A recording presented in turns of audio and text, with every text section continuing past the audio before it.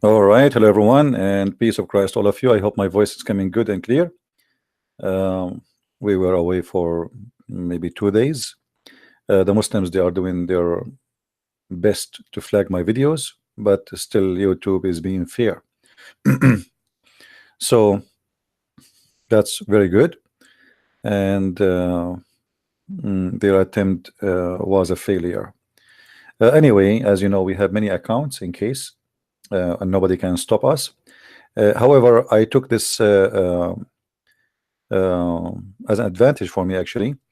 This is what the topic will be about today. So you will see on the screen. But when the Muslim, they flagged my videos, actually, I said to myself, that's perfect. I will go back and work on my books.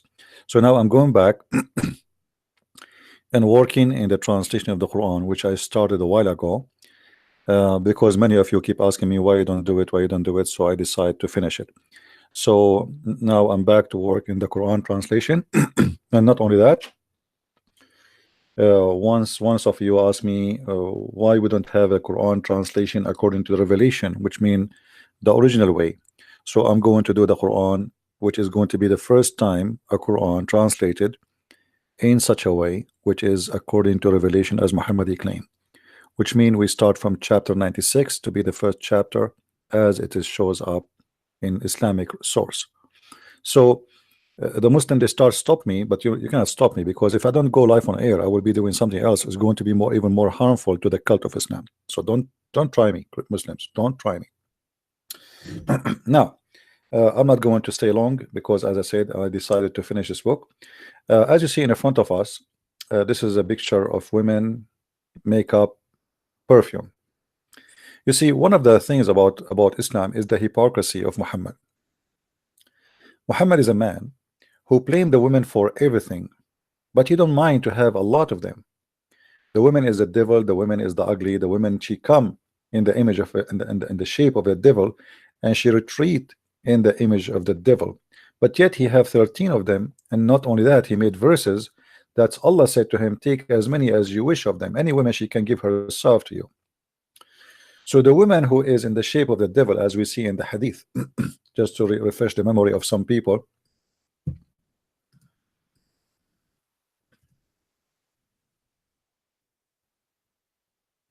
just to be sure that we are not making things up.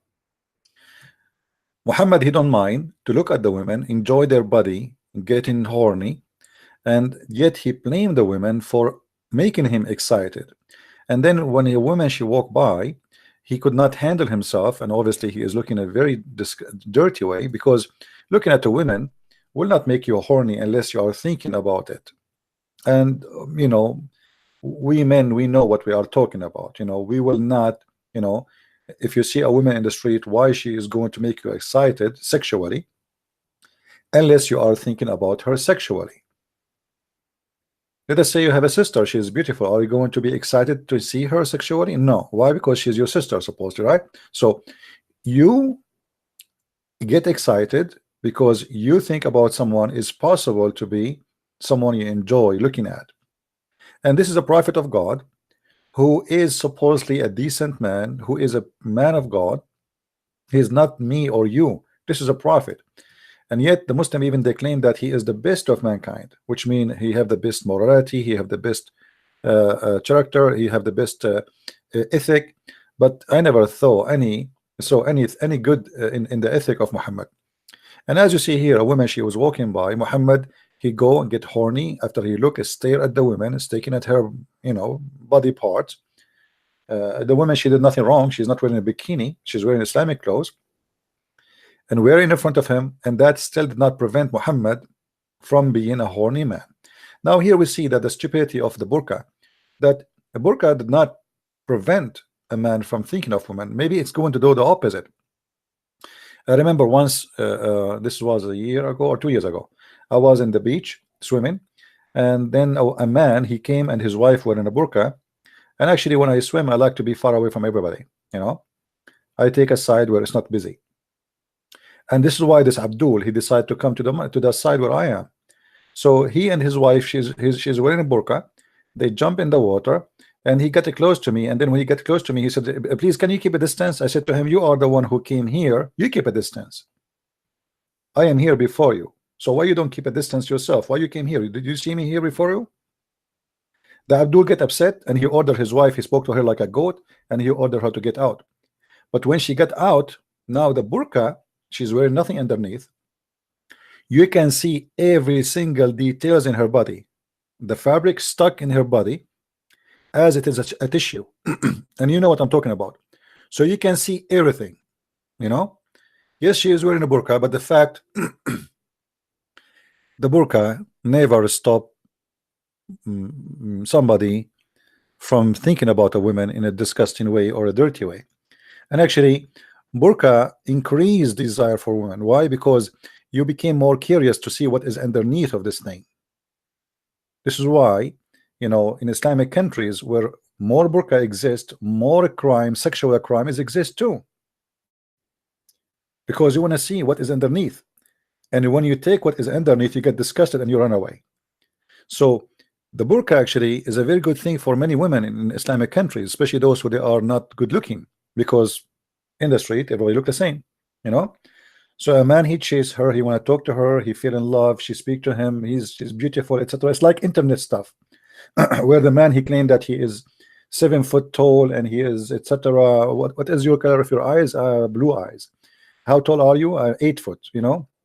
And what about you? Oh, I am etc. The women, she start describing someone she never even, you know, imagined to be. So internet lies, but the burqa is exactly the same. There's a guy, actually I know his story, and this is a real story, not like Sahih Bukhari, where the man, he married a woman, he go to her family, he asked for a woman to marry her, and they gave him her sister. So when they went there, he opened the burqa and he found different product, you know, and for sure there is a return policy. So burqa never been something for good. It was the opposite. It make society more corrupt. Women, they can do cheat and nobody even knows.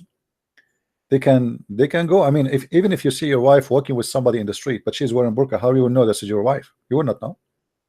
You will not know.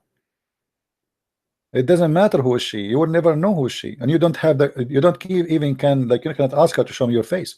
So this is why in the Bible, in the Old Testament, you will see that there's a story about a woman. They thought she is a whore because she was wearing a burqa. Why? In the old days, women who do prostitution, they cover their face because this is the only way to hide their identity, and nobody will, you know, will go after them in the street. Now here, in front of us, we see Muhammad seeing a woman wearing burqa, yet he is excited. He go to his wife, and look, he claimed that women, they advance and retire in the shape of the devil. But this is not the only issue. We go back to the image. As you see in front of us, we have perfume. Now, many of you will say to himself, I mean, what does have to do with Islam? Muhammad, he did not leave anything. He did not put his nose in it. So imagine Muhammad, he said that if a woman, she wear a perfume, and that perfume is not only inside her door, which means inside the house, and if she wore a perfume and she go out in the street, she is a whore. As simple as that. A woman wearing a perfume in the street, she is a whore. Let us see the reference.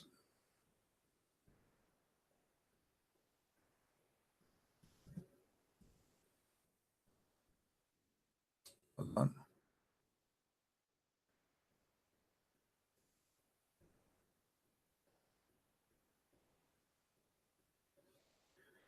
Read carefully with me. The Messenger of Allah said, any woman who puts a perfume, which means on her, then passes by people so that they can smell her fragrance, she is an adulteress. Just for doing that. If we ask the Muslims, can a Muslim man wear a perfume in front of the people? They say yes. Do the Prophet Muhammad, he wear a perfume? They say yes. So how come if the women, she wear a perfume, she is a whore, but if a man, he wear a perfume, he's okay? If you are saying to me that a man can be tempted by the perfume, well, don't the women get tempted too by perfume? So you're assuming that always the women is the guilty, and the women she is the evil, and when she put the perfume, she is trying to tempt somebody and seduce him. But when a man, you see, the man, he can show his face. Why women, they cannot be tempted by a face of a man or a look of a man? Who told you that? Why we don't order the man to cover with burqa too? What is the logic of the burqa? If the logic is that men get tempted by seeing women, well, women get tempted by seeing men.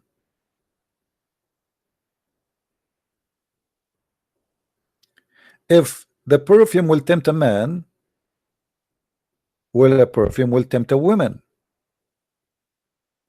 So why Muhammad, he himself, he enjoy, and look what he said in the hadith.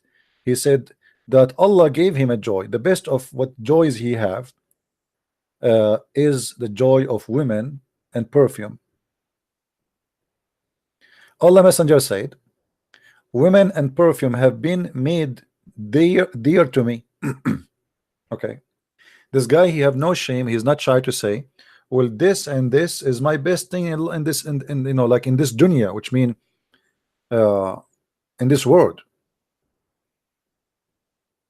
So why Muhammad can go and wear his perfume and women they can smell it? Why women they can offer themselves? Can a woman offer herself to different man except Muhammad, or only to Muhammad? So you will see here the hypocrisy of this cult, how disgusting it is. Everything is upside down. If the women she have some perfume, she is a whore. But remember, Muhammad, he have no problem that women she is renting herself for sex for one night stand, and she is not a whore. But if you have a perfume, you are a whore. So actually there's a hadith, Muhammad, he said, if a woman she have a perfume, she left her house with perfume, Allah will never forgive her, and she will never go to heaven. But let me find you the hadith, just to show you we are not making things up. You know, because the Muslims, they might say, oh, this is not true, what this guy is saying. I don't like to say something unless I can prove it. Let me search for the hadith and trying to find it. So just by having a perfume, you will not be able to go and attend heaven, which means you are cursed forever, and this is your crime. You see it? Why? Why Muhammad? Why the Muslim men they can go out the house with perfume? Why the man he can? Why Muhammad he color his hair? But if the woman she do so, Allah curse her. Why Muhammad he ordered them to trim their mustache or even to shave their mustache? But if the woman she take hair from her face, Allah will curse her.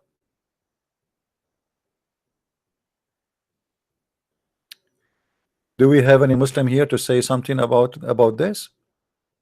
As you notice here, this is all proving nothing but deception and corruption of this man. This man, he don't want to say, he don't want to admit that he is the corrupt man. He want to claim the women for corruption, to the point Muhammad, he said, if not Eve,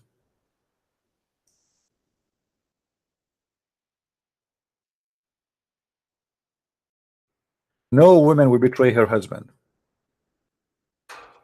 And the funny Muhammad, he claimed that he don't believe in the original sin, but he have no problem to blame the sin of every human being on women going back to Eve, which means if today if a man he do something wrong, it is the women who betray, and this woman betraying because she is the same as Eve. If not Eve, so all the women in the world they follow the example of Eve. Eve is the best example of corruption. So you notice here how Islam focus very much on putting the women down, making her look always like a whore. She is the devil, she is the ugly, she is the disgusting. And yet Muhammad in the heaven, he will give you each one of you at least 72 women just for sex.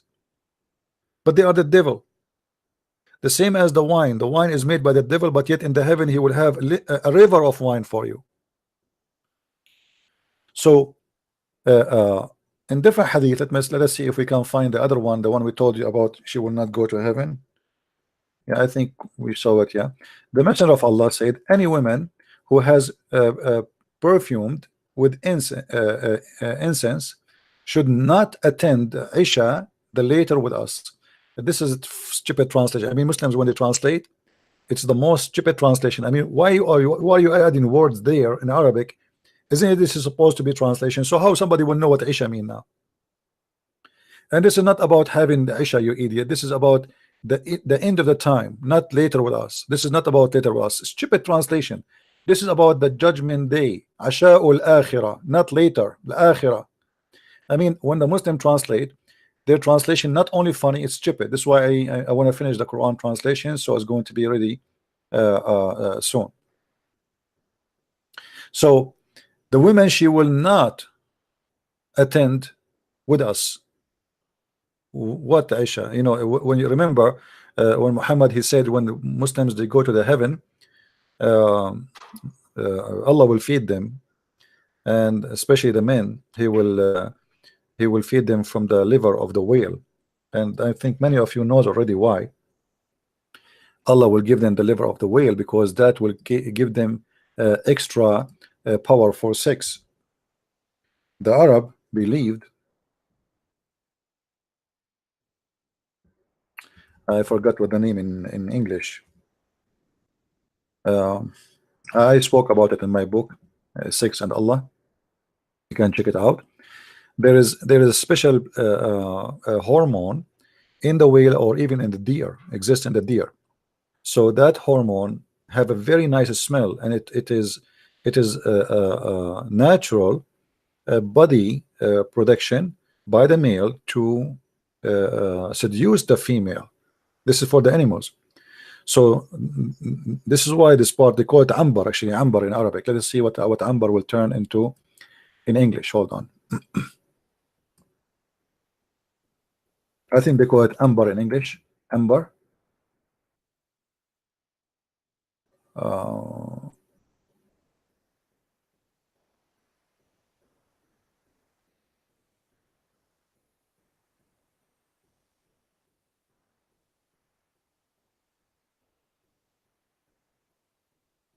Yeah, I think it's called amber. So when it's a sexual hormone, and it's very expensive. So when you go when you go to heaven, Allah will provide you with this amber.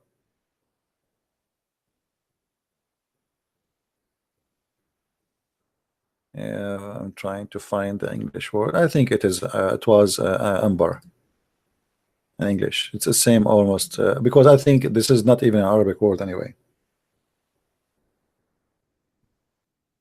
No.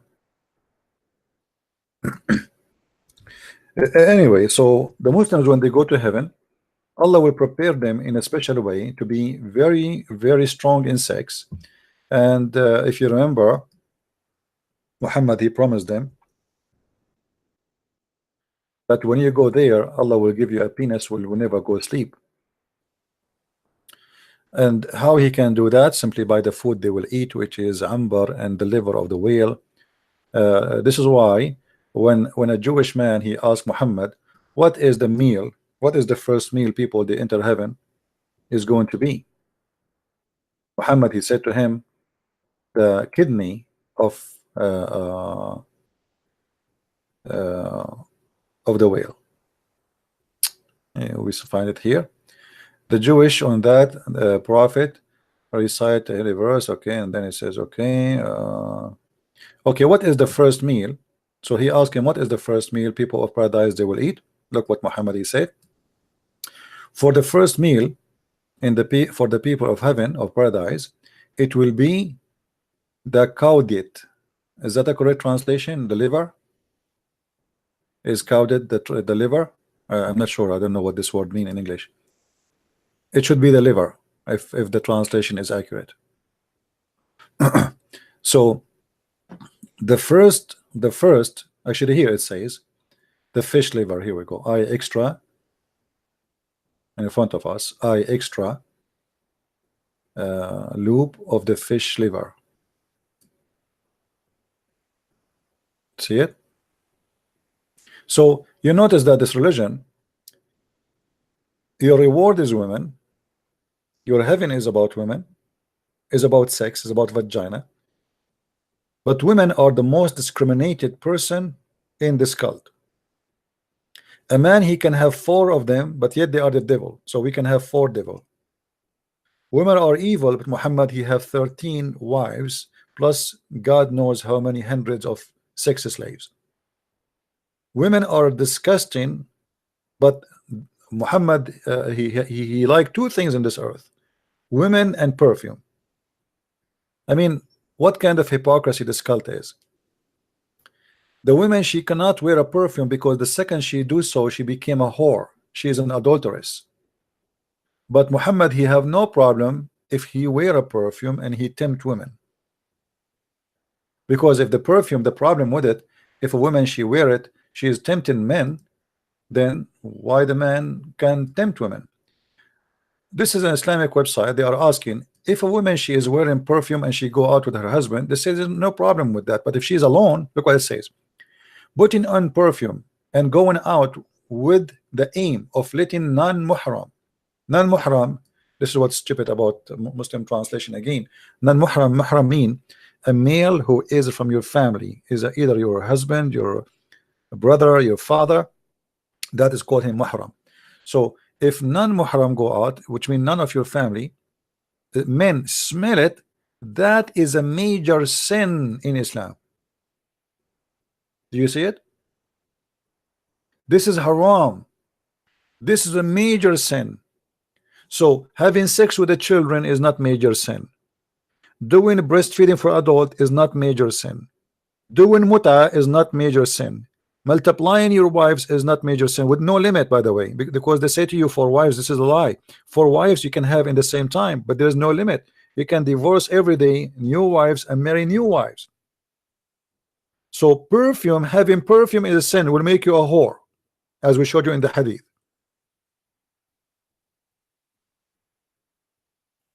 So how we can say that this religion is religion of ethic? Is that ethical? Is that really what make an ethic?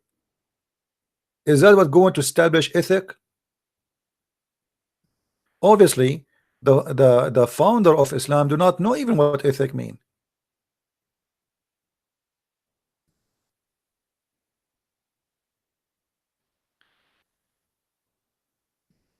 Can you see the screen, guys? Okay. So if this is ethic, this is stupid. Muhammad having verses saying any woman she want to give her private part to him is ethical. Muhammad coloring his hair red is ethical. Women, they take hair from their face is not ethical. That will make Allah angry. Why Allah will be angry if a woman she take hair from her face? It was narrated from Ibn Abu Musa that the Prophet said, if a woman put a perfume and passes by the people so they can smell it, smell her fragrance, then she is such and such. You see, this is a false translation. He did not say such and such. He said she is a whore.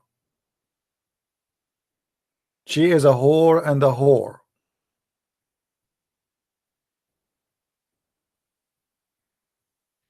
She is an adulteress. Means because she exposed to zina. Oh, by wearing perfume, you are exposed to adultery. Marrying a woman for one night stand, or you know, the Muslim Sunni, if you have my book Sex and Allah, you will see how many kind of marriage they have. None of them is marriage. How many of you have a Sex and Allah book? If you have it from the beginning, from volume number 1, you will see there is marriages before Islam and there is marriages after Islam. And you will notice that marriages before Islam, Arab are very, I mean, it's very open society. But after Islam, nothing changed. It's the same. All what they do, they change the definition and they change the name and they change the rules, but it's the same. Because still you can have, before Islam, women, she can have more than one husband in the same time. Before, after Islam, the man can have many more than wife in the same time, but it's the same. What is different? Why it's okay for a man to have many wives, but it's not okay for the woman to have many husbands? I mean, what is the logic? They say to you the logic is we want to know who is the father. Well, today we can know who is the father easy. A little test with the DNA, we can know. It's very easy. And you will notice in Arabia before Islam, when the woman she get pregnant from multiple men, which means she have up to 10 husbands. 10 husbands, imagine. She choose who is the father. She say, this is your son. And whatever she choose, he accept. This is the rules. So the problem is solved. So this is not, there's no ethic here. You see, when God he created Adam, he created one Adam, one Eve. The Muslim, they will say to you, do you know how many women David he have? Who told you that David he was doing what God told him? Show me where he said to him, go and marry as many as you wish. David was a sinner. He cried to God asking for forgiveness. He was doing what kings do with all their corruption and bad ethic. Do you think David is, you know, we Christian, we don't believe, same as Muslim, they believe that Muhammad was a amazing man. The Bible teaches us that every man is a sinner except the Lord, the God, who came in a form of a man, but he never commits sin. So you will notice here how the corruption of Islam and how always the corruption is blamed on the women. But in the Muslim Sunni, they have something called zawaj friend. If I go right now, let me search for it in Google.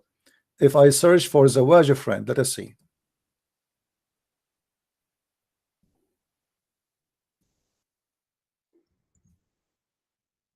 What is zawaj friend? Here we go. You can search yourself. I even search for it in English. Zawaj friend. Zawaj friend mean you go and you find a woman, you want to sleep with her. All right, and you agree to have sex, but she is legally supposed to be your wife. But she is the point of this what called marriage is not marriage, is having sex. You go and rent a hotel, you know, and then you know you have sex. They have zawaj al-musyar, they have zawaj friend, they have a travel marriage. Like you want to go from New York to Los Angeles, you don't want to take your wife with you. So what do? You arrive in the hotel in Los Angeles or New York, and you say to the hotel, do you have like a girl, she can marry me for 3 days, I will stay here, she come with the suit, like with the reservation. And then you do Islamic contract, but they call it marriage, but the fact this is not having to do with marriage. So they have muta, still they do muta, but they different, they give it different name. The Sunni, they lie about the Shia. They say only the Shia they practice muta. But the fact the Muslim they still practice muta, but they have given it different titles. What is exactly this is a guy saying in the Sunni school of thought there is apparently something called zawaj friend, which is apparently similar to boyfriend girlfriend relationship. So I have a few questions. What is exactly the difference between zawaj friend and misyar? Is that the practice accepted in my mainstream Sunni? Are there any other things such this zawaj friend misyar in the Sunni faith? Is this practice as talked about and propagated often, etc.? So this guy is asking question about why the Muslim Sunni, he is look like a Shia. I think he is asking why they do that. Yeah, but anyway, so they have all kind of madness. But perfume will make you, wearing a perfume will make you a whore. But having a contract to sleep with the man in the hotel for 3 or 4 days and getting paid for it is not a prostitution in Islam. But you wearing a perfume, that will make you a whore. Zawaj friend, simply, you don't even live together. You only have, like, you rent a motel room for 2 hours to have sex. So she is your wife only during that time, and they call it zawaj friend.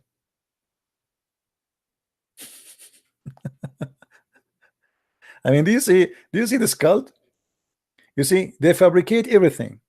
They say when a Muslim he says we are against adultery, you need to know Islamic adultery definition is different from adultery in Christianity or Judaism.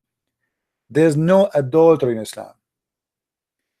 All what you need to do adultery in Islam, you have to do it by the rules, because everything is adultery. They don't have marriage. This is why a Muslim man, if you speak to you, if you meet a man, a Muslim man in Facebook or etc., the first time you speak to him, he might ask for your hand to marry you. Anyone, any ladies here encounter that? Right away he want to marry you, especially if you need a green card or a visa or etc. So because you don't care, for him it's just a sex contract. There's nothing called marriage. In 2 seconds he will ask for your leg or your hand. Marry me. Yesterday I was watching a funny video. A guy, he is like 26 and he have a woman, honest to God, she is like 100-year-old, and he was recalling himself with her and he is kissing her head and he said, this is my lovely wife. And supposedly she asked him to prove that he really loved her and make a video like this, otherwise he would marry her for the papers. So he decided to prove to her that he did not marry her for the paper, so he made this video. All right, obviously, you know, if you see her you will die laughing. So zawaj a friend, misyar, travel marriage, it's like a laptop. Yet a woman, she wear a perfume, she is a whore.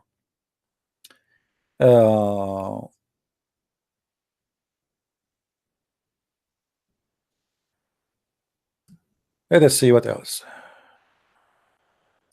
See here, I wish I can play for you those videos, but we cannot.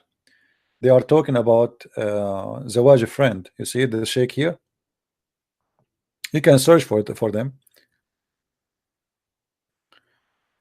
Sunni version of muta.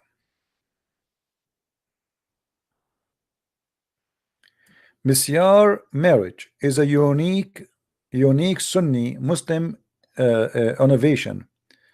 Misyar marriage defined as an official. I don't know. Can you read, guys? Is the text clear or so small? Is the text clear or is so small? Let me see if I can make it bigger.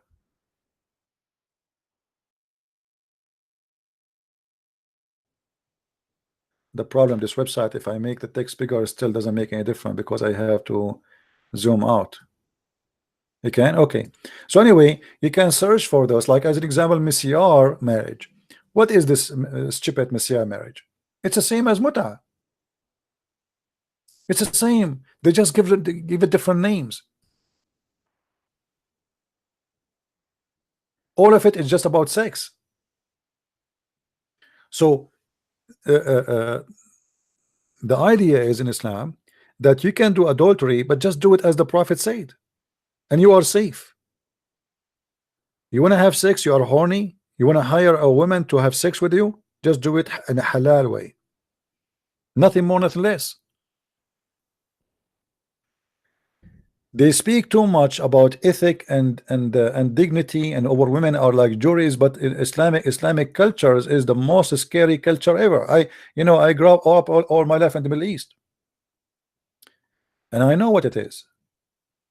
If women there, they knew there is a guy, he is single and he have a phone, like in the old days we don't have cell phone, as you remember, like cell phone started maybe 1998, 96, I don't remember. But before that, it's only landline. So your name in the yellow pages. And if they knew that this number is for a single guy, even if you are married, they don't care. Your phone number will not stop. Women, they will be calling you. You answer the phone, you will see a woman whispering, sorry, I cannot talk loud. Why? My husband is here. My husband is here. Corruption, adultery, cheating. But the outside look of the society, everybody wearing burqa, everybody have a beard, everybody wearing white clothes, everybody saying inshallah, alhamdulillah, mashallah, etc. But if you go under the table, you will see all the worms by millions. It's upside society. You see, in the West, if a woman she have a boyfriend, she say I have a boyfriend. in Islamic countries, they don't have a boyfriend, they have hundreds. The same woman, she will be dating many because she don't know who is the one who will accept her at the end to marry her, because many of them to try even to get a husband, not to date, but because the society is a secret society. There's two, the Islamic society have two faces. There's the outside and there's the inside, and the inside is extremely ugly. The outside look like the marble covering the grave. You know how beautiful the marble is? Rich people, they put marble over their grave, but having marble will not change the fact that this is a grave. So we can build a beautiful grave, but the grave is a grave. And this is how the Islamic society is. So when you hear a Muslim sheikh speaking about the West, the Western are adulterous, the Western are disgusting, the Western, they have sex in the street, the Western. If I go right now and search in YouTube, if I type 2 words, you will go crazy. You will not believe what you will see.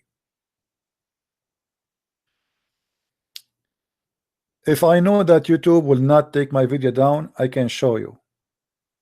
But I will type for you a word in the text, you can copy it and you can search yourself. I will type the word into text in Arabic. You can search for this word, just one word, just one is enough.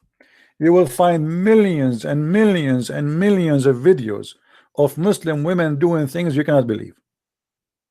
But remember, all of them, they are wearing hijab. We have to be honest, they are very conservative, very conservative.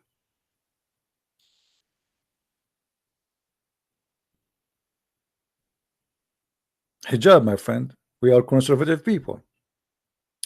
So let us make it simple and clear. A society says, or a religion says, that a woman, she wear a perfume, just by doing that she is a whore, and then we find that everything upside down. The man, he can have a perfume, the man, he can look at women, the man, he can get horny, the man, he can get excited, the man, he can do whatever he want, but the women is the always one to blame. This is a very corrupt society. There's no dignity in this society, and they blame the women for every evil, when the fact Islam making sexuality is a major reason to live. Why I want to pray to God? Why? You know, is that because I want to go and be happy with God? No, I want to have virgins. I want to have the sex. I want to have the women. I want to have the private party he promised me to have, an endless private penis. So Islam made sex the reason to live. In Christianity, the reason to go to heaven, to be with the Lord, for he will provide us happiness we cannot describe. Happiness have nothing to do with our private part and our belly. But in Islam, your happiness is about your stomach, about your penis. The happiness is about you being abusing others. You know, when the Quran says that Allah will give you 80,000 in the interpretation, 80,000 servant, little boy, and they are boys.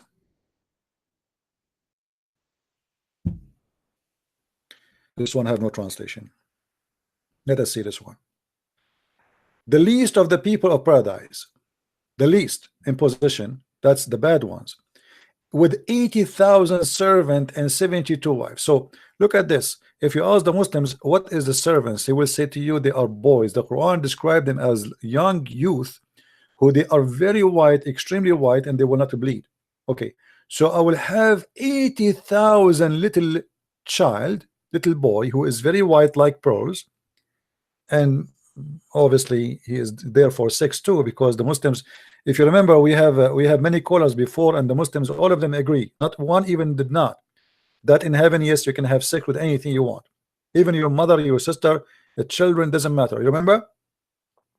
So you will have 80,000. Now what kind of God, in order, because I did obey him by bowing down to him, he will give me the opportunity to abuse 80,000 little child for eternity. 80,000.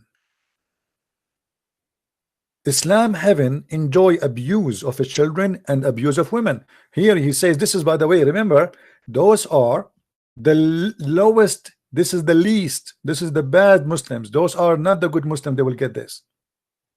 There's 100 rank in Islam, so this is rank, the lowest rank. 80,000 boy, and then 72 women who they will be your sex slave, women you never met, women which Allah created just for sex. And what make it more ugly, Muhammad, he claimed that those women Allah will take jealousy from their heart, which means they will be literally sex toys. They have no jealousy, they have no emotion, they are just there to take off their panty. Actually, they have no panty at all, and they are women they are so white to the point you can see their bones, because Muhammad was racist and he knew the Arab, they like white women, so he exaggerated about how white they are.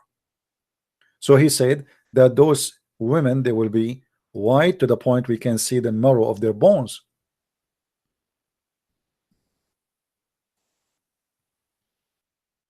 As you see in front of you in the hadith.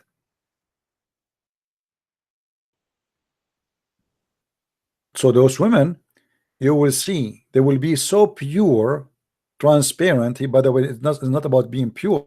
They will be so white. They are so beautiful to the point you can see the marrow of their bones and their legs through their flesh. So this religion not only put the women as a sex toy, not only make it as just a reward for sex, not only it make it like a machine just to enjoy and to throw, and like it's like you are a man who have a remote control controlling everybody around you. You have 80,000 little child to satisfy you. You have a lot of women who they are made just for sex. And by the way, all those women, they have one name, Hur.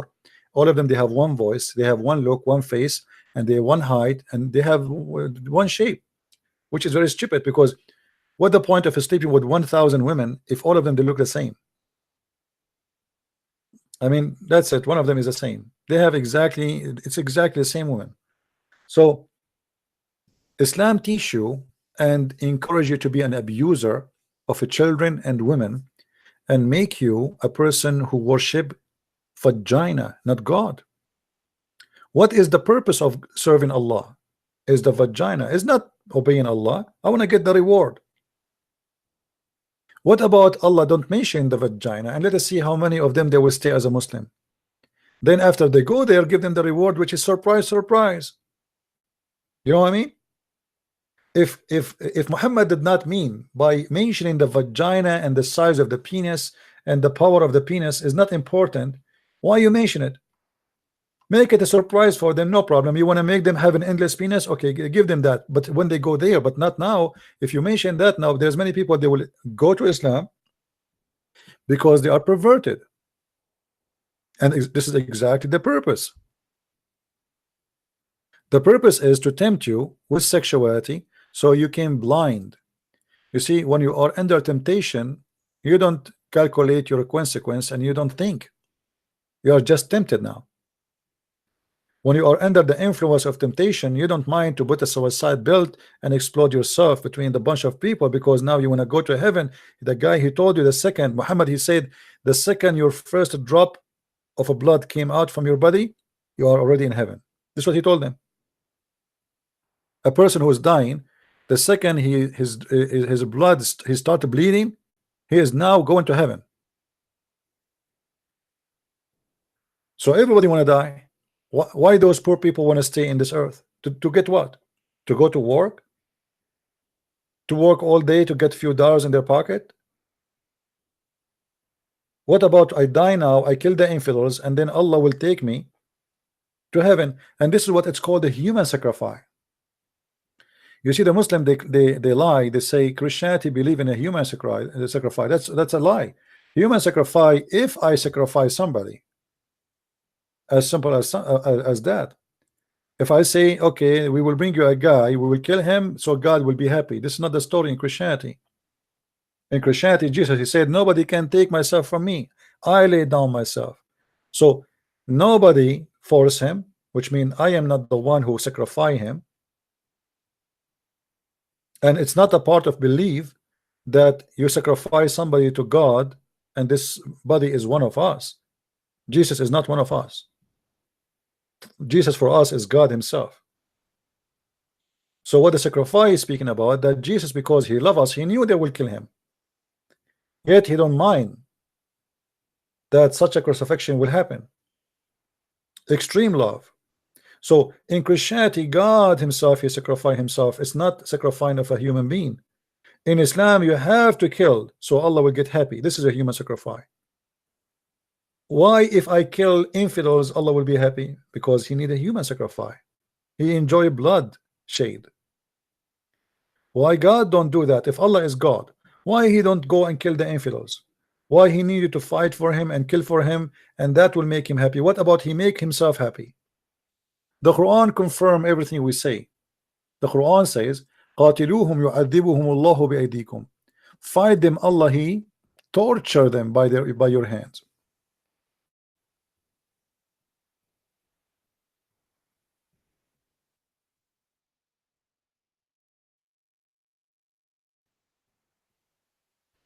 Do you see it? Chapter 9 verse number 14. Kill them and torture them. First translation, by the way, here it says يعذبهم, not punish them. Allah will torture them by your hands. Allah will torture them. Allah he enjoy the torture. And that because Allah is a fake God. Because if Allah is a true God, why he need a poor Abdul like you to die for him, do human sacrifice, blood sacrifice, so he enjoy his meal in the heaven? What about he kill us? As long he is God, he's almighty, he's powerful. Do he need you to fight for him and kill us?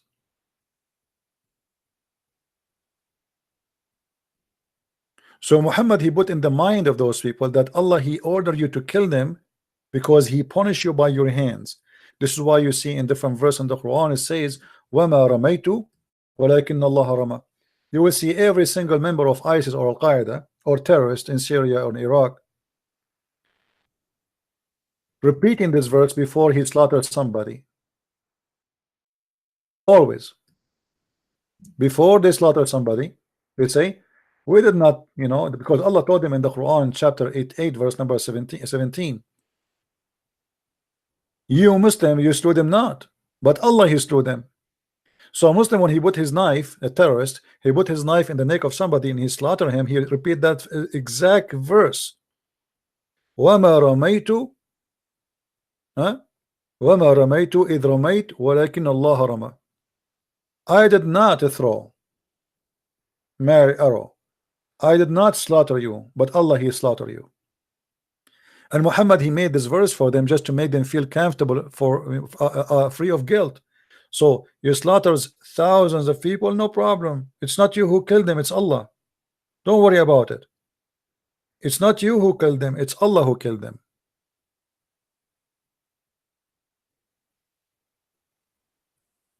And this is why you see every day in the news. I mean, can you find one day you don't see an explosion, terrorist attack somewhere in the world? Not a single day. For all of them, they want to go to heaven and get the vagina. This is why I say Islam is nothing but the religion of vagina. Have nothing to do with God, have nothing to do with ethic, have nothing to do with morality, have to do only with sexuality. All the purpose of it, Muhammad he used the vagina to tempt men to kill for him, and he will be victorious. And now the cult continue. Muhammad is dead and he got what he can get, but now you will be punished because of the cult of Muhammad. The vagina temptation will never end. Every day there's many, you will notice that those who have education, they don't really do suicide bombing. As an example, mostly Osama bin Laden, as an example, he's an engineer, but he don't go and do suicide bombing by himself. The guy, he was hiding between goats and chickens. So he asked his men, the poor ones, to go and do suicide bombing, but he himself, he will not do that. The one now who took after him, Al-Zawahiri, is a doctor. He's very highly educated, but yet he will not do suicide bombing. He will ask for a poor Abdul to suicide himself, because they themselves, they are not convinced really with Islam. Islam is great for you if you are a leader, because you take advantage of others and you make people die for you. Did you ask yourself why Osama bin Laden, he did not join the 19 when they attacked 9/11? Did you ask yourself why he hide? Why he don't want to die as a hero? Why he don't want to die in the field as a shaheed, as a martyr? As long as he is convinced that the martyr is higher than a normal man who die in his chair?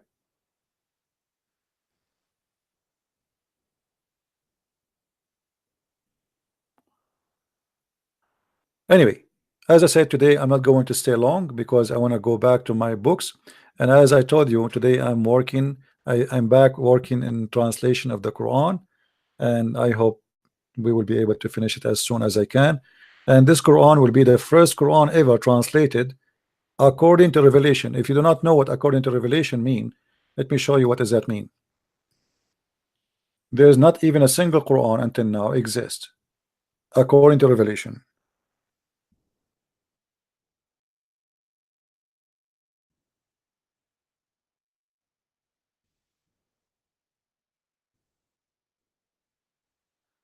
All right. This is the Quran according to revelation. This is the website, you can search. The Muslims agree that the Quran which is sent by Allah to Muhammad is not the Quran today as revelation order. So the Quran I'm working right now in, the first verse, the chapter is not going to be chapter Al-Fatiha, is going to be chapter of Al-Alaq, which is today in the Quran today is a chapter 96. Second chapter will be Al-Qalam, Al-Muzammil, Al-Mudaththir, etc. All right, so this is how the chapters will be lined up. It's very different from the normal Quran which you have or people have in their hand today. All right, so I hope I will be able to finish it, and this is why I decide not to stay many hours, because staying many hours in YouTube is taking really too much of my time, and by the time I'm done I'm exhausted and I don't want to look at the computer no more. So let us hope we will be able. And by the way, the book in the Malay language is going to be out in Amazon maybe in 48 hours, maybe in a week maximum. We are just waiting for the copyright confirmation, and then is going to be published.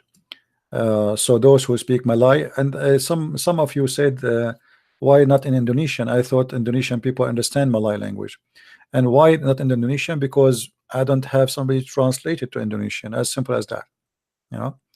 So we will provide books as much we can based on those who help us in translation. So I want to say thank you guys for being here, and I got to go back to work. Please subscribe, download my videos immediately. I will not keep my videos on my channel. So in order to have them later, you might not find them. There's many people download my videos, but maybe they don't download all of it. Maybe they download only the debates. So if you are interested in a video, specific one, you better download it, save it, post it in your channel. You can make it even a private. You don't, if it's up to you. So download, share, and help us in our work. So more and more people, they will be knowledgeable and they will be able to learn. All right. We have somebody wanna call me. Are you a Muslim? The one who wanna call me. The one wanna call me. Are you a Muslim? There's a guy. His name is Luca. Are you a Muslim, Mr. Luca? Are you a Muslim?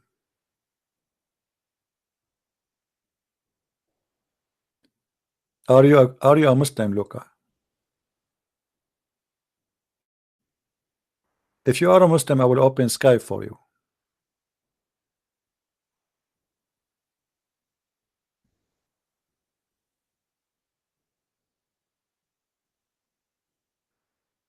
See, the second we talk to them, they stop playing. Suddenly they want to call now.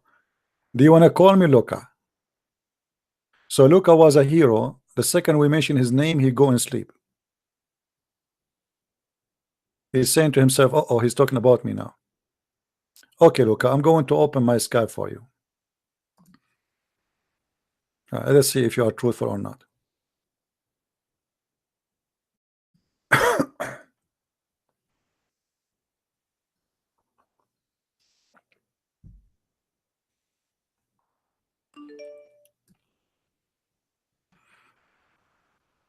All right, Luca, text me, please. Text me and tell me that you are Luca.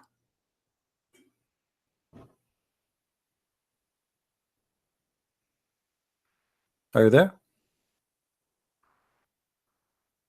Luca? Text me.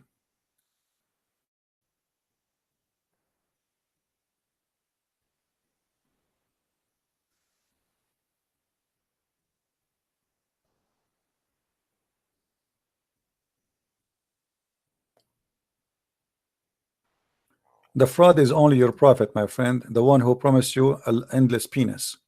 That is a fraud. That is a fraud.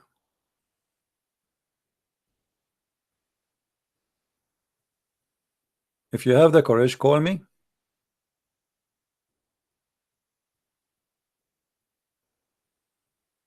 See, Luca is a potato. He don't have a courage to call me.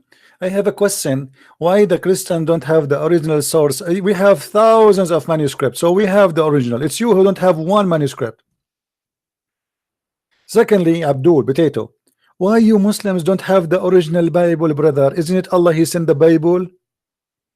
Why you don't ask Allah where is the original Torah, brother? What happened, brother? You think Allah He was asleep, snoring, somebody stole it, brother? Why you don't ask the same question for yourself? Isn't it this is the book of Allah, brother? Brother, isn't it Allah who sent the Injil and the Torah, brother? But you're stupid. Allah cannot save one copy, brother. Can't He hide one in His closet, brother? So later, brother can show it to us, brother. Brother Tata, let the person ask me question. And the question we ask the question. Why you cannot tell us the original Torah of the Bible? And look at them, they don't have the original title. Look who's talking. We have tens of thousands of manuscripts of the Bible. You have zero. We have even the Bible is written in rocks. We have the Bible written by art, mosaic. We have the Bible written in every way, every languages. What do you have? Nothing.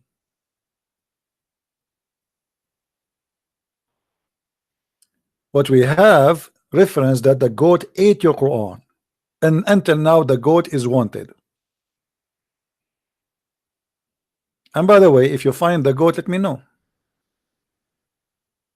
Huh? As you see in front of us, this is the, according to you, this is the Quran according to revelation. Where is the Quran? Where is your Quran according to revelation? I want to have it. Huh?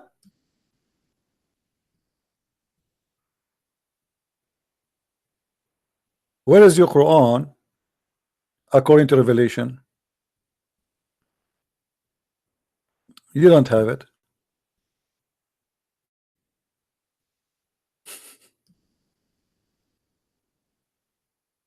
They don't have it.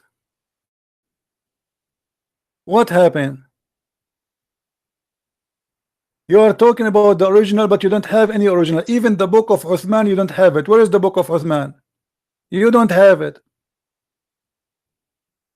You don't have the book of Uthman. You don't have the book of Muhammad. You don't have the book of anyone. Simply, you have nothing.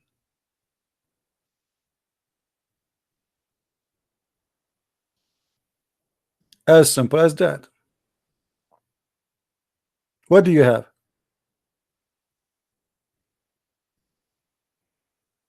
You know, a Muslim is the same as a camel. He is complaining about a pimple in your back, but he cannot see what he have in his back.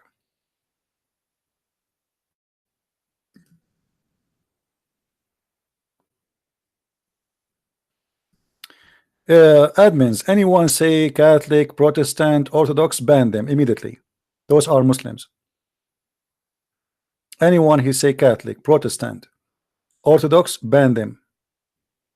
Those are Muslim playing games. They try to make some city people to fight. Yeah, Raja, you have to prove it. It's you who have many gods. You have only one God. Your name, his name is Muhammad. You have only one God. His name is Muhammad. Prove me wrong. Now, who is the Muslim when I call me?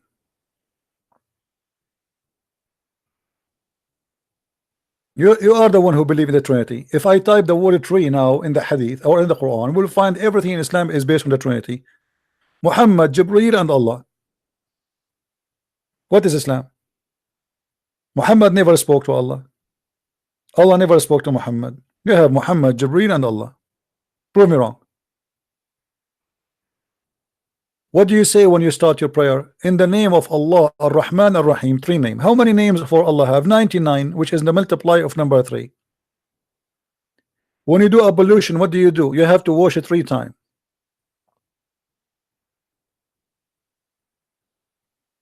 And you are talking about the Trinity. You are the one who follows the Trinity.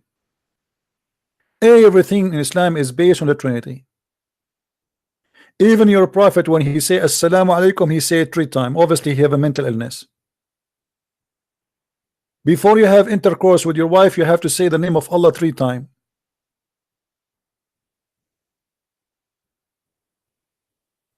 Huh?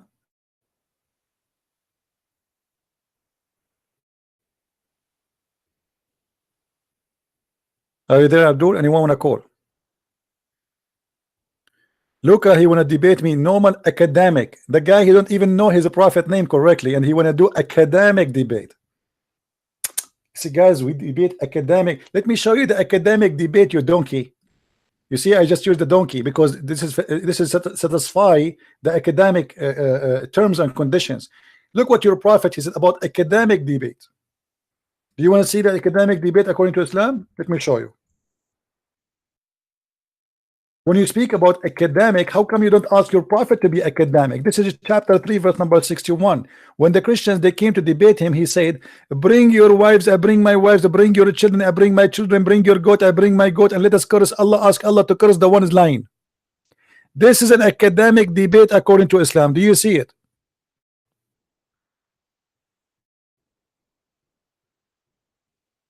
Abdul, do you see it? Have you ever heard of a debate like this?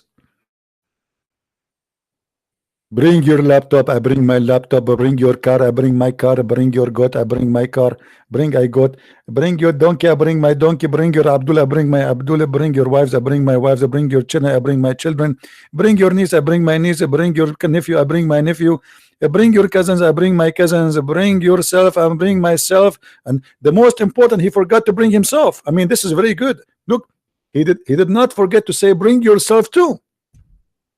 It's going to be horrible if he say not all of those are coming but not yet you. And this is a debate. This is academic debate according to Islam. And now let us do it in Islamic way.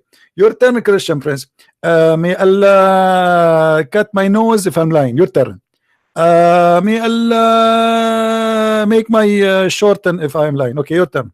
May Allah hit me in my if I'm lying. Your turn. But this is a debate. This is a coward. He have no answer. He's trying to run away from debating them. And Abdul talking about academic debate. Why don't ask your God Allah to be smart a little bit when he speak about debate? Yeah, Facebook chat is possible. Anyway, just ignore him. He's a kid. Anyway, guys, thank you very much for being here. As I said, I'm not going to stay long today. Please download the video, share it around.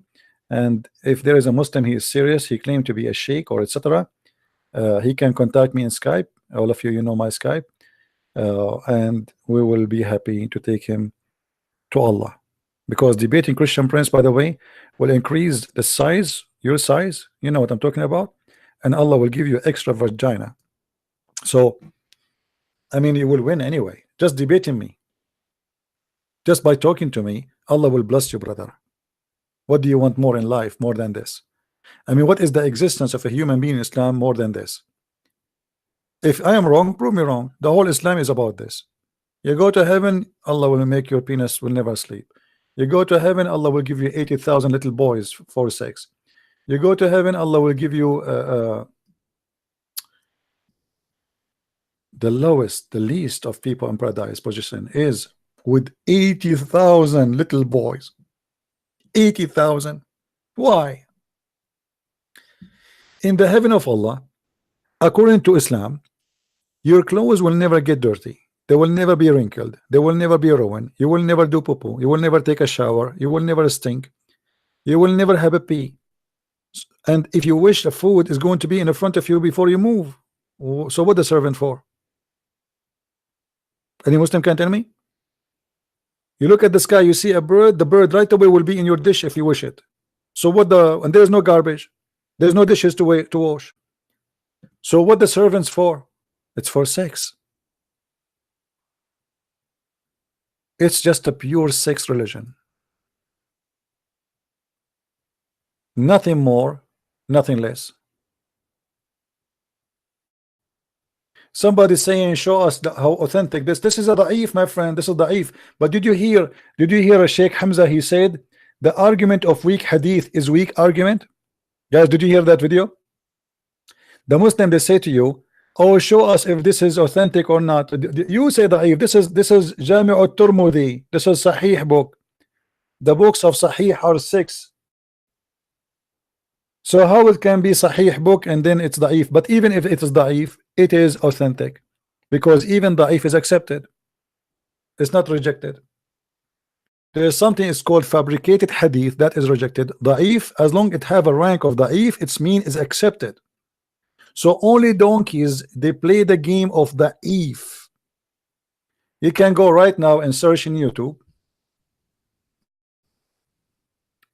where your brother Hamza, he says to you, explain to the donkeys that da'if hadith is accepted. And not only that, he says that da'if hadith is a weak argument. Weak hadith is a weak argument.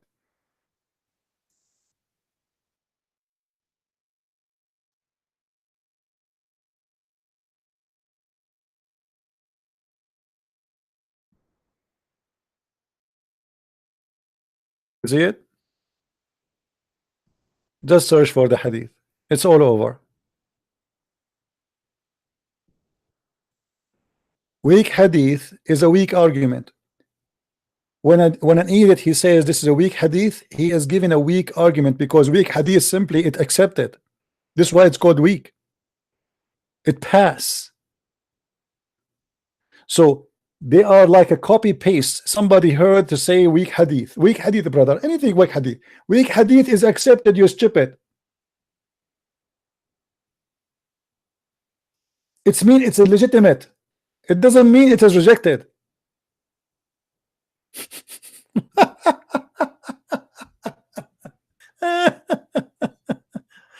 Anyway, love her. But you know, they are desperate. They are trying to find a way to run away from what is written in their books. So anything you say to them, they say to you right away, it's weak. Let me tell you, your Islam is weak, your God is weak, your Allah is weak, and your Muhammad is weak. And to the point, Islam is based, and look, by the way, by saying there's a weak hadith or something rejected, they claim, that's mean Islam is not exist, because Islam is based on two, Quran and Sunnah. So if the Sunnah is not pure, that's mean Quran cannot be pure. If Quran is the only source of Islam, and then the Muslims they say Quran is preserved, then we can say okay, Islam being preserved. But we find later that the Quran is not preserved and the hadith is not. But Islam is based on two, and actually 80% of Islam, or maybe more, is based on the hadith, not in the Quran. So by the second you say to me that hadith is not accepted, it's mean you are saying to me Islam is corrupt and we cannot trust anything about it. All right.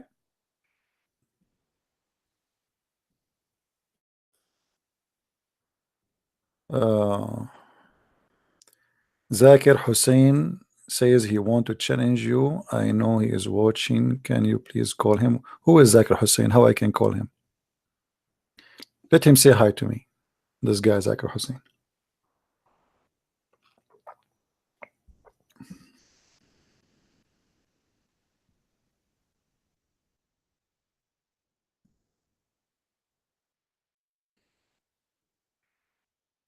How I know him? I mean, you are saying to me, call him.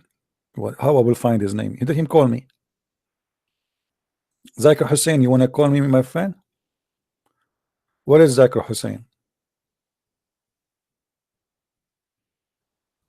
Who of you is Zakir Hussein? Where are you?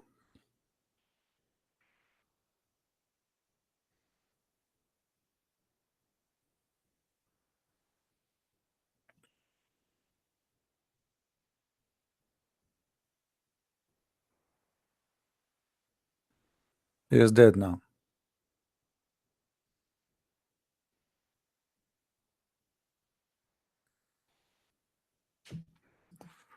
Well, I'm not going to wait for him until tomorrow.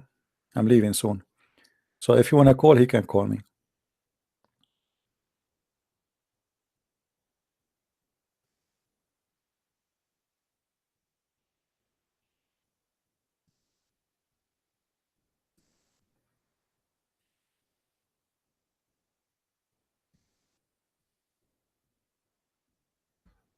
Are you there, Zakir Hussein?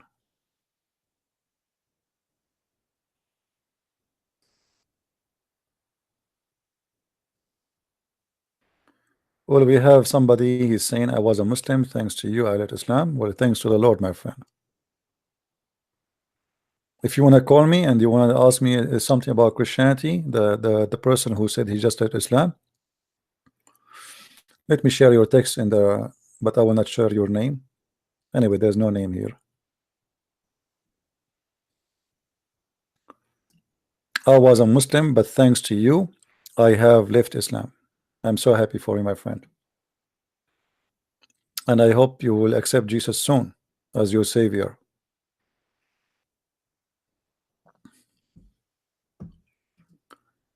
Any Muslim?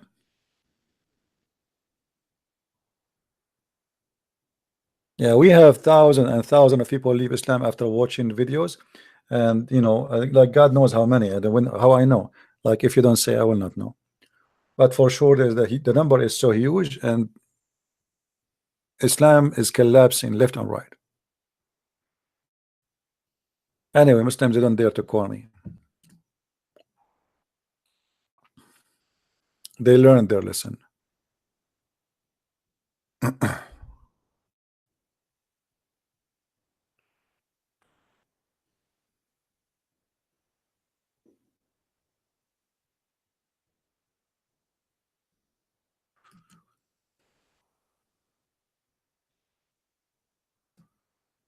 Any Abdul?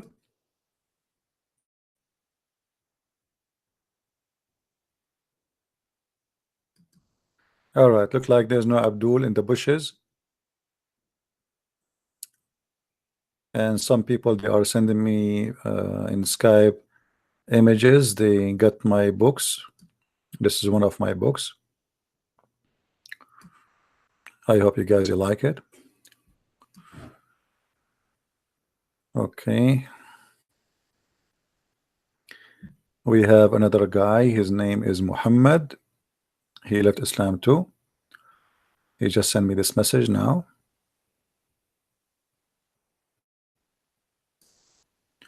I am also want to say thank you for showing me the truth, and now I believe in Jesus as my savior. Wonderful, my friend. Happy for you. Happy to see more and more of you leaving Islam and accepting the Messiah, and you know, coming to Christ. That's wonderful.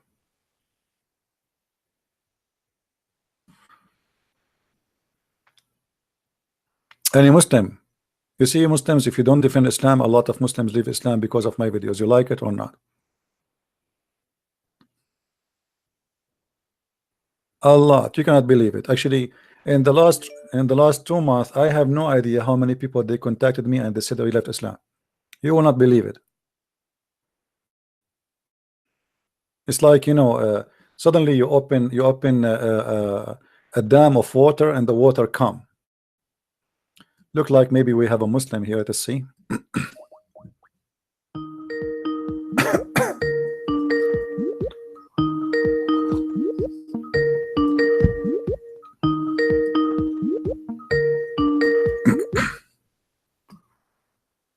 Hello? Yes, you can hear me. Yes, I hear you. Go ahead. Are you a Muslim, my friend? Yeah, okay. I want to ask you a question about Christianity. Yes, but you are a Muslim, right? Yes, I'm Muslim. Okay, you want to ask me about what? Go ahead. Yes, I want to ask you, do you serve Jesus? Yes, I do. What about you? You Yeah, serve? okay, Do you serve Jesus or okay. Allah? No, look, I serve Allah. Who is Allah? Who is Allah? You serve a man. Okay, who is Allah? Who is Allah? It's the creator. How you know he's a creator? Do you have a proof that he's a creator? Your Allah is a man. Is also the creator. Okay, hold on. Jesus is a creator too. Okay, hold on. Jesus in the Quran is a creator. Isn't it the Quran says that Jesus created from the bird, from the mother bird? What you mean? The Quran says that Jesus created from the mother bird. Yes or no? No. Jesus is not God. He is a messenger. No. I asked you who is your God. Listen. I asked you who is your God. You said the creator, but the Quran says that Allah. No, Jesus is not God. It says in your own Bible. But you are the one who said to me, hold on. You are the one who, listen to me. You are the one who said to me, I asked you who is your God. You said the creator, but Jesus in the Quran, he's a creator too. Okay, let me ask you a question. No. Why you want to change the topic? You open a topic. Let's finish, my friend. And same time. Hold on. Same time. You Muslims believe in how many creators you believe? Look, you said you believe Jesus is God. Yes. Okay, you serve Jesus. Yes. Yeah. Okay. The Bible says, just as the Son of Man did not come to be served, but to serve. In Matthew 20:28. Okay. Now, why do you say you serve Jesus when the Bible says don't? Well, because Jesus, he said in the same chapter, if you want to be my follower, you have to serve. To be the master, you have to be the servant. So for him, read the verses before it, my friend. Don't take the things out of context. You know the stupid game. So he told them, if you want to be the first, you have to be the last. If you want to be the first, if you want to be like me, I am your master, I'm your Lord. If you want to be like me, then you have to serve. I came to serve us. Let me ask you, when Allah he provide you with wine in the heaven, who is the one serving the wine to you? Is it Allah or you? It's not me. It can be servants. No. But who is the one who provide you the wine? It can be young boys. No. Who is the one who provide you the boy? You just said young boy, right? Okay, perverted cult. Now I'm asking you, who is the one who provide the wine? Who is the one who made the wine for you? How do we get into? Who is the one who made the wine? Please don't change topic. Who is the one who will make the wine for you? The wine, there's no alcohol in it. This is not the question. Yeah, it's a wine, but there's no alcohol, guys. This is not the question. Who is the one who will make the wine for you? Wine, it can be there in gender. It can be. This is not the question. Who is the one who made the wine for you, my friend? The question is very simple. Who is the one who will make the wine for you? What is the point? I have a point to it. Just tell me who is the one who made the wine. Yeah, okay, you can ask also who will make the honey. Yeah, the same. Who make the honey? Yes, who make the honey for you there? Allah makes the honey. Thank you. That is a service. So you are saying to me how Jesus served, but your God is going to serve you in heaven. He will make wine for you. He will make honey for you. According to you, your God is a cook in heaven. He make honey. He make wine for you. He spent the whole day in the kitchen just cooking for you. What kind of God he is? Look, you want to talk about wine and all. See, you are the one change the topic. You are the one who called me to say is how you serve. My friend, you see, a Muslim, the second he ask a question, he can't stand for his question. This is the question you ask me. Why you reject Jesus to serve us? Why you reject Jesus to serve us? And look how he served. He washed the feet of his followers, saying you have to be humble. Your God, supposedly he is God, he is the creator, but right now in heaven, he is soft in the skin of women for you, so you have sex with them. Okay, let me say something. Your God in the Bible, he says in the Bible, I can of my own self do nothing. I can do nothing. Is this God? Okay, what in the same chapter he says too that he is the one who created everything. So you choose whatever you like. He's saying to them, from my own, I am me, the man in front of you. He can do nothing. So I am not the man. The man who is doing this is God. So we Christians, we believe in God who came to us as a man. The form of the man can do nothing, but God in the man, he can do everything. So he's saying, in the same time, they said to him, why you don't show us the Father? Show us the Father. He said to them, I am with you all this time and you do not recognize me? The one who saw me, he saw the Father. Yes or no? No, no. What? No, no, no. It's not up to you. Now let me ask you a question. How your God Allah look like? Allah, no one knows. No, your prophet, you describe him. No, no, now I know what you're trying to do. Now you want to say Allah has two hands and stuff. Allah, you want to say all this stuff. I am not saying that. Your prophet, he described him as a short man with big ass. No, no, no. Okay, read the hadith for me. It's on the screen. Read the hadith. No, no. Okay, read the hadith. You My like friend, to always- read the hadith. Read the hadith. It's in front of you. And this is Sahih hadith. You like to talk about. My friend, read the hadith. This is your prophet saying so, not me. Don't change the topic. You reject Jesus as a man, but your God Allah is a man. No, you always talk about sex and all this stuff. But I am not talking about sex now. Your prophet, he said that my friend, I'm not talking about sex now. By the way, I'm not the one talking about sex. It's your prophet. Are you saying to me the one who talk about sex is a filthy guy? Hello. Are you saying that? Your God was 9 months inside of a woman. Okay. Out of a pussy. Okay. God, Okay, hold on. Don't use bad language, but let me ask you. As long my God, okay, as long my God, he was as you claim. So why your Quran says that Jesus is holy? Hold on. Jesus, you see, you are don't play coward now. As long Jesus is born of a vagina as you claim, why the Quran says he's holy? What? Why the Quran says Jesus is holy if he is born of a vagina? Jesus is not holy. So okay, so you are saying to me the Quran is lying. No, no, no. The Bible always says. Okay, here we go. Show me. Okay, here we go. The Quran in front of you. Read the verse for me. Chapter 19, verse number 19. Why you are lying? What is this? Read it. Here we go on the screen. It's in the screen. Yeah, okay, 2 seconds. Chapter 19, verse number 19. Miracle. It's a miracle number 19, brother. Can you zoom out a little bit? Yeah, here we go. Does it say that he is a holy son? This number 19, yes? Mm-hmm. It says, he said, nay, I am only a messenger from thy Lord. Yeah, this is the angel, Only Abdul. a This is the angel, supposedly. This is not about Jesus. You just prove my point right here. I'm only a messenger. Abdul, don't be stupid. This is the angel talking now, not Jesus. Don't be a donkey. The angel saying, I am a messenger, speaking to Mary. Stop being stupid. Now, It's not Jesus speaking now. It's the angel saying to Mary. You see how stupid you are? You don't even know what is in your Quran. which verse you showing this from? Is from the Quran or what? No, this is Yellow Pages. Allah has no son. This is not a question. You see, don't change the topic. You are the one who said to me that Jesus is born of a vagina and he is not holy. Your Quran says Jesus is holy. So which one of you is a stupid? You or your God? Which verse is this? I told you, chapter 19, verse 19. How many times I need to let me repeat it for you? Chapter 19, verse number 19. Chapter 19, verse number 19. Chapter 19, verse number 19. Chapter 19, verse number. Chapter 19, verse number 19. And I'm sure after 2 minutes you will ask me which verse is that.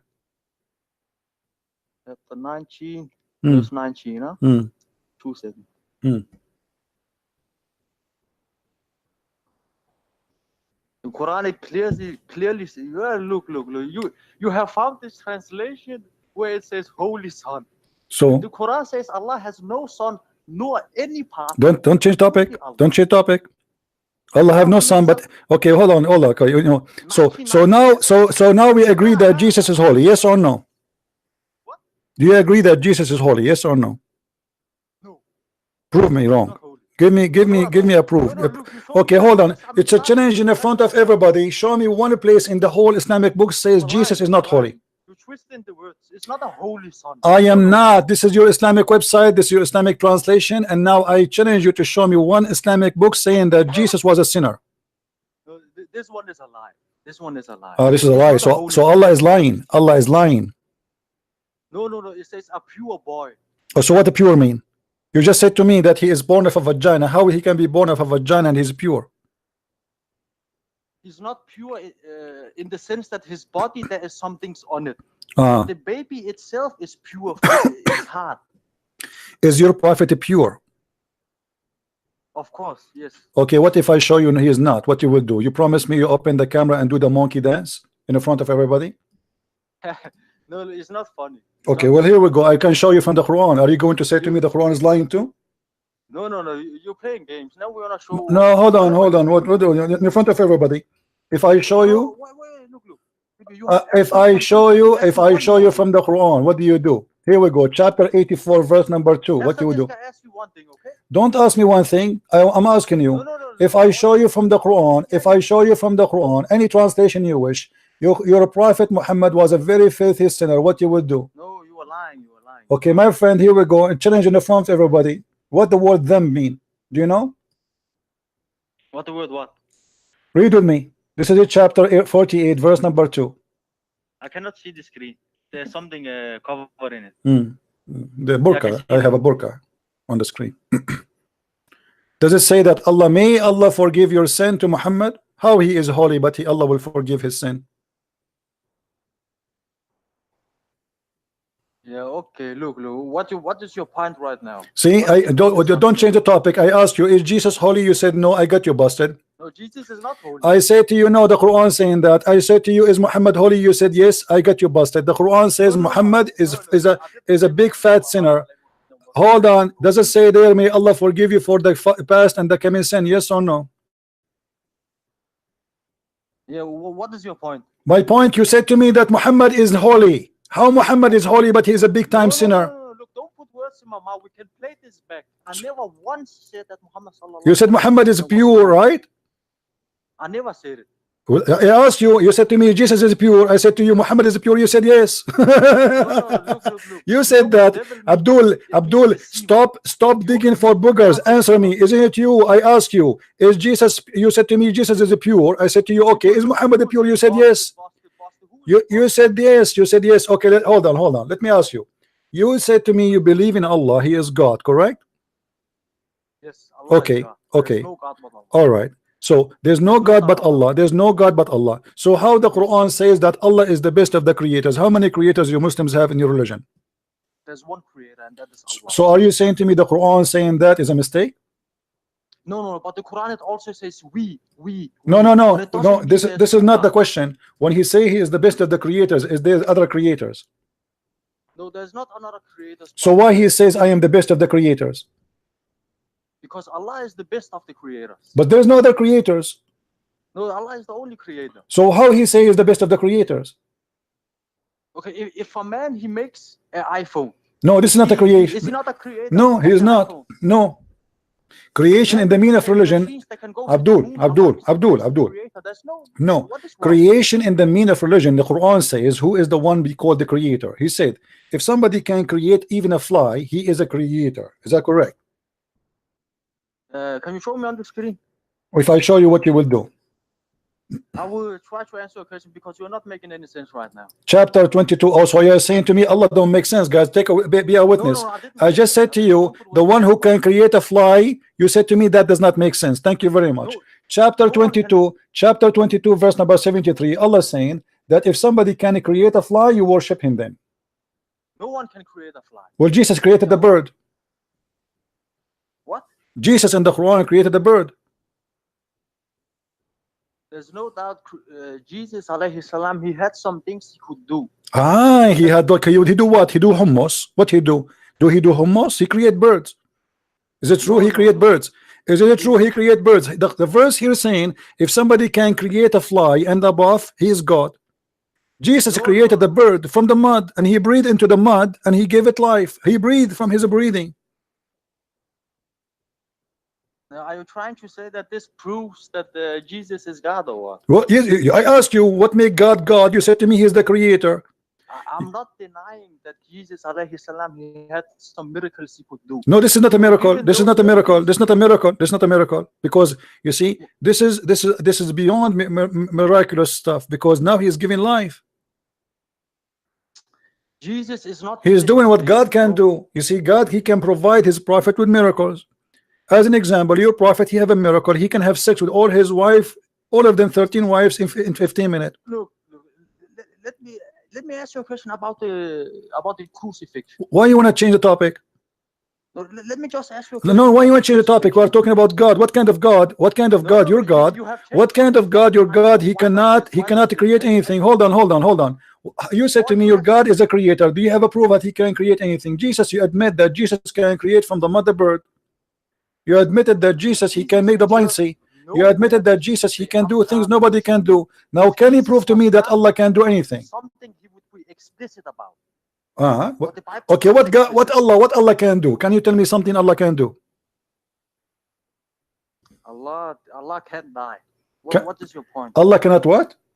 Allah can't die. Can die? Well, my God never died too. Like your God. No, your God cannot die because he never been alive. No, your God is decomposed. No, that's true. That's not true. Prove it. No, you ask me if my God died, I say Allah cannot die. No, okay, no problem. Your God cannot die because he is an idol. He does not exist. He is false. No. You can kill something that does not exist. Now, Jesus, let me ask you, okay, you are the one who said to me, God cannot die. Is Jesus alive now? No, answer me. Is Jesus alive or not? No. You see, stay focused. You are like a monkey jumping from a branch to a branch. You said God cannot die, correct? No problem. So is Jesus alive or not? If Jesus is alive, if he's alive, yes, right now as we speak, is he alive or dead? No matter who it is. Answer. Why change the topic? Why don't I answer? Is Jesus alive or dead now? You said to me, you are the one who said to me, God don't die. Is Jesus alive or not? Jesus is not dead right now. This is not okay. Jesus is not dead, guys. Take the news. So you just prove to me that Jesus is God, because why everybody is dead except Jesus? Explain to me. Another look, for example, George Bush. He is also alive right now in hell. No, he's not. He's alive in hell. No, he's not. What is your point? No, he's not. According to your religion, he is not. According to my religion, he is not. Stop lying. Because there is time, it's called resurrection. To stop being a liar. Resurrection. Is because you don't believe in punishment in the grave. No, we don't believe in the punishment of the grave. But this is stupid of you. By the way, you just said punishment of the grave. Do you believe in that? Yes, there's no doubt about it. Okay, let me ask you. Is it so you believe that there's 99 dragons will go inside your anus? There is snakes in the grave. They punish and eat you over and over. Yeah, they will go inside your anus specifically. This is why you Muslim Sunni, you put a piece of cotton in the anus of a human being and you push it with a stick, correct? No, not true. What do you mean? So why you put the cotton in the anus of a dead man? No, you don't make sense right now. I'm asking you why you put the cotton. If this is not true, why you put the cotton when you die? Why they put a cotton in your anus when you die? Who puts a cotton in? Your family, they will book a cotton. After they wash you, they will push hard a piece of cotton so the snakes. Okay, hold on. Aren't you the one who said to me that there's 99 snakes will go with you in the grave? I never said there's 99. How many? Okay, how many snakes? How many? There was. I have not read the hadith totally, but it was like a snake. I don't know its full description, but there are snakes and other animals like scorpions. Okay, what they will do? What they will do? What they will do? They will do like things like go inside the mouth. They will go inside the holes on the human being, so it can hurt as much as possible. But they are dead, right? They are not dead. They are like. No. You are dead. You are dead. You are dead. But inside you, there is. You believe in soul or what? Okay, where is the soul when you die? Okay, hold on. Soul, right? Hold on. Listen. Just sleeps. Is your soul your body? Is your soul inside you still when you die? No. No matter who it is, at the moment of death, when the soul is about to taken out, you will feel the experience. Okay. Here. First of all, okay. Hold on. Yes. Your prophet, he said that in the grave there is 99 dragons. Is that correct? Not dragons. Okay, so what they are? Can you show on screen? What if I show you? What you would do? You like to play these games. Because I know if I show you, you will say I don't care. I believe it was something with a snake with 7 heads. 7 heads, not 9 heads. I don't remember. Show me, because you are the one. Or maybe 7 snakes and 99 heads or something like that. Because your prophet, he keeps saying things, and he because he lies, so he cannot keep his words. No. There are so many creations in the earth. Why would Allah not make other creations? You know. What? It's easy. This is easy for Allah to make another creations inside the grave. There can be a snake with 2 heads, no problem. 3 heads, no problem. Why is this a problem? Okay, Allah, so why Allah will put 90 will put a dragon and the dragon is have a, it's a dragon. Dragon is something you see in cartoons. Come on, man. Okay, do you want me to show you the reference? Show me let me see dragon. All right. And you will get debunked. You really? Yes. Are you sure? Yes. Look. You know Right. you know, right now we are playing your game, but I'm a boss you at your own game. All right. Okay, here we go. It's in the front of you. Do you see it? It says, here we go. ويرحب له في قبره 70 ذراعا etc. blah blah blah, and then he says قال عذاب الكافر في قبره والذي بنفسه يدي إنه ليسلط عليه 99 تنينا. In the grave there's 99 dragons. Do you see it? No. Don't tell me no. It's in the front of your face. And this is تفسير القرآن. تفسير القرآن العظيم. تفسير القرآن العظيم. Do you see it? Do you see it? By Ibn Kathir. By Ibn Kathir. So don't tell me I don't see it. It doesn't say that. So this is تفسير القرآن العظيم. It says that in your show me in English. Show me in English. Let people see. Okay, let me see if I can find in English. No dragon. So are you saying to me you don't speak Arabic? Are you saying to me you don't speak Arabic? I don't speak Arabic. You are a false Muslim. You pray to Allah. You do not know what you are saying. Look, you don't have to speak Arabic to be Muslim. No, you have to pray to Allah in Arabic. No, you don't have to speak Arabic to be Muslim. As I know, my friend, as I know, you have to pray to Allah in Arabic, right? Yes. Okay. How you pray to Allah in Arabic but you do not know Arabic? To memorize the Quran. Huh? I pray Salah, but I cannot speak Arabic. Allah has made it easy. So when you read the Quran, the soul and the brain, it memorizes it quickly. All around the world, the Muslims, they speak the Quran and they memorize it. Okay, do you memorize the Quran? Okay, do you memorize the Quran? I have not memorized the Quran. No, I'm asking you why you don't memorize. I thought everybody memorized the Quran except you. Look like you are a bad Muslim. No, not everyone. That doesn't make you a bad Muslim. Did your prophet memorize the Quran? Yes. So why the Quran says that he forgot the Quran? It didn't forget the Quran. It's a complete book. It's a complete book. Okay. Now, my friend. Okay, hold on. No. We wanna go and show everybody that 99 dragons will go inside your anus. Hold on. Don't you want to see the 99 dragons go inside your anus? Hold on. Let us see. Let us find it. It's snakes who are punishing the person inside the grave. No problem. Okay. Yeah, but they are dragons. They are dragons, right? Not dragons, they are black snakes. Okay, we will see if this is true or not. Inside the grave. We will see. It's happening right now to some people. Yeah. Why you don't put the camera there? What camera? Camera, so you can record everything happening. No, right now I don't have no camera. Why? I'm not very used to do this, you know. What do you mean?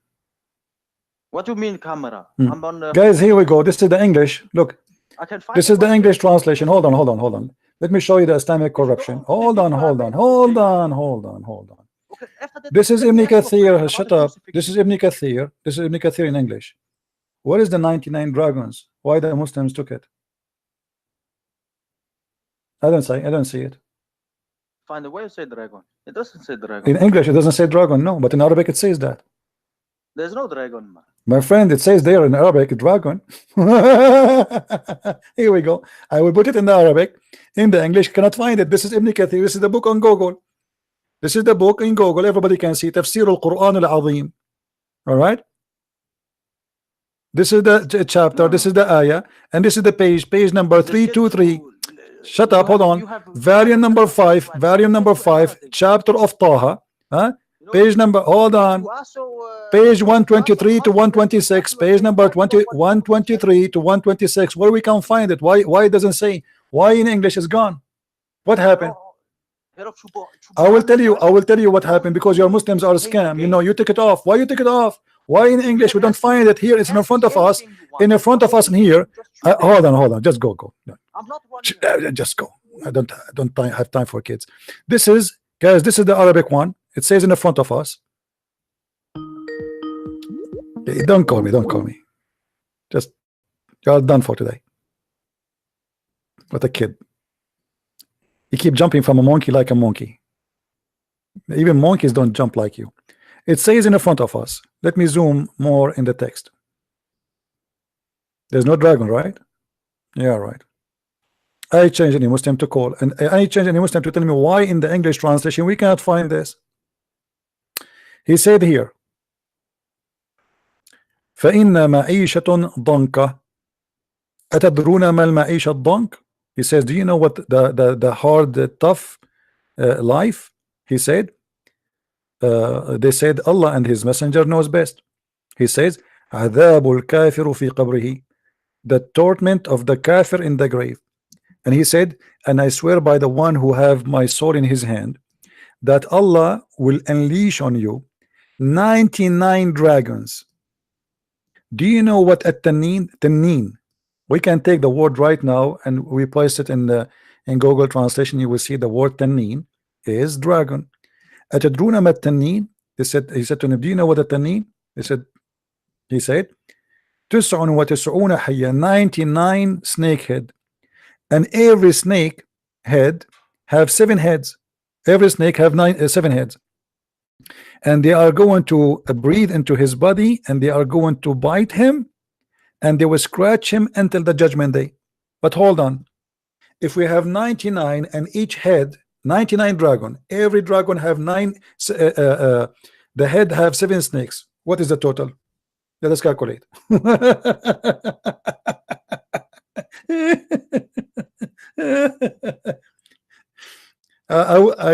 Tomorrow call me if we go on air. You know, you are fun. So we have, let us see, 99 dragon, then x 7. Okay, and every dragon have 19 and is 99 snakes. Okay, then x7, that will be 693 693 head of a snake. So one dragon, but it has 693 head of a snake, and all of them, they are biting you. Here if you go down, it says he's confirming the same. Let us go down in the page more.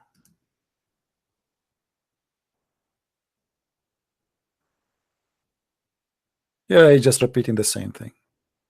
So do you see, this is how stupid this cult. And here you see the corruption. This is why I say to you, when you learn Islam from Muslims, they lie. Where is the 99 dragon? This is Ibn Kathir in English, and this is a chapter 20, verse from 123 to 126.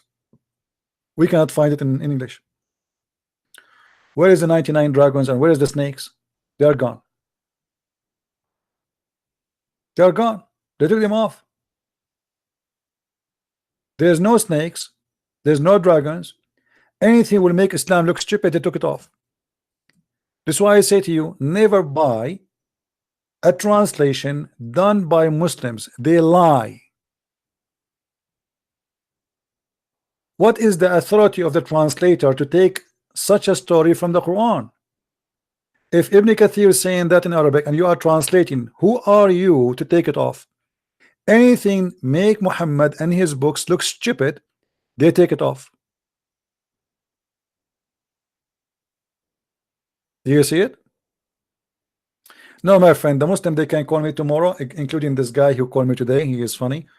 Tomorrow we will continue, because I told you I want to go back to work in the Quran, and we want to finish this project.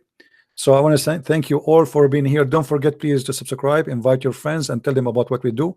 Don't forget to give a like and support what we do. They flag my videos like crazy, but still we are victorious and they cannot stop us. We have many accounts. They do your best, you know. Nobody can stop us, and actually that make more Muslims leave Islam, because Muslims, they are wondering, like this guy now, he called me. Look how he jumped like a monkey from a place to a place. Each time he mentioned something, he got busted. He changed the topic in the speed of light, because Islam is embarrassing, Islam is stupid, Islam as a cult cannot stand the questions. They ask you questions, the same questions they ask you, they cannot ask it to themselves. We can answer it, they cannot answer the same questions about their cult. Islam is the most stupid religion, and nobody can defend it. And he look, you know, when somebody tries to defend Islam, he looks stupid, not because you're stupid, because Islam is stupid. I feel sorry for you. How a person can defend such a cult? Nobody can defend it, my friend. The second you start defending it, you will look funny, stupid. You said to me you believe in the punishment of the grave. Here we go. We have 99 dragons inside your anus. Who in the world want to believe in this? You said to me that God, how God can be God and he died, but you believe in the same time that you are dead but alive. And not only that, let me show you. You Muslims believe that Muhammad is God because Muhammad, he claimed that when you pray, Allah will place all your prayer to him in the grave. Read and laugh.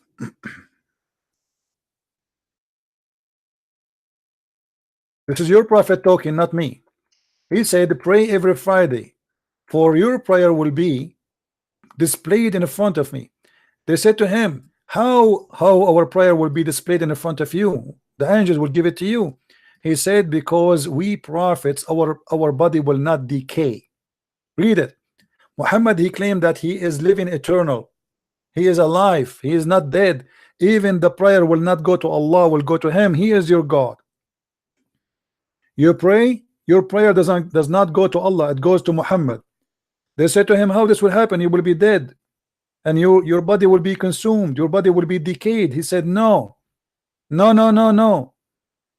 We the prophet, our body don't decay. And later when Muhammad he died, the Muslim refused to bury him for 3 days, because Muhammad he said that the body of people like him will not, the prophet will not decay. And later they discover that he stink, which means they discovered that Muhammad is a fraud. He promised them that the body of the prophet will never be consumed.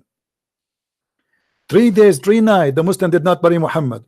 And then all the reference says that the prophet he stink. أسنا رسولكم أسنا صاحبكم ادفنوه قد أنتن. We have tons of reference. Even his fingers, nails became green. Even he start farting, which is normal for a human being if he die and his belly is have food.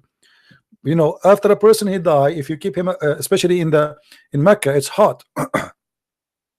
So the bacteria inside his belly, the food he ate, the bacteria will start consuming the food, and then that will make gas, and then his belly will become. This is why the hadith says raba batnuhu hatta raba batnuhu. Let me find it for you. حتى ربى بطنه.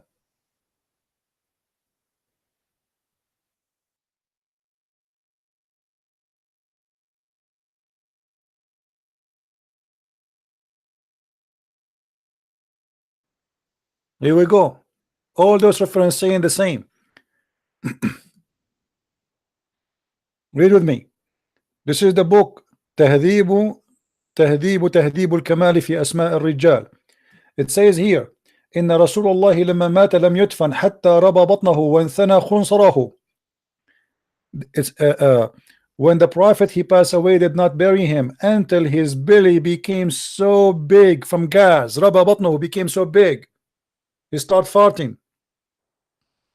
And وانثنى خنصره, his fingers they collapse, you know, they shrink because his body is being consumed.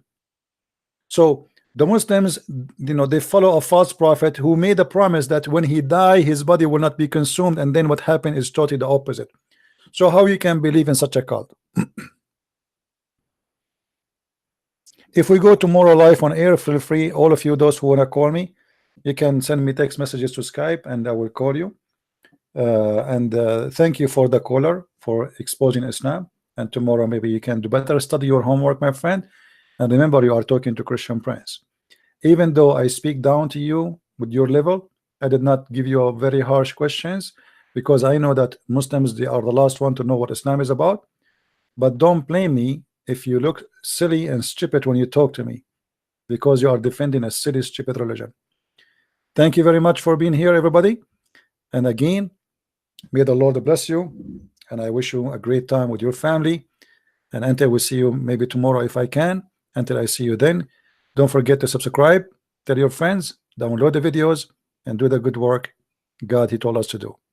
God bless and take care. Bye-bye.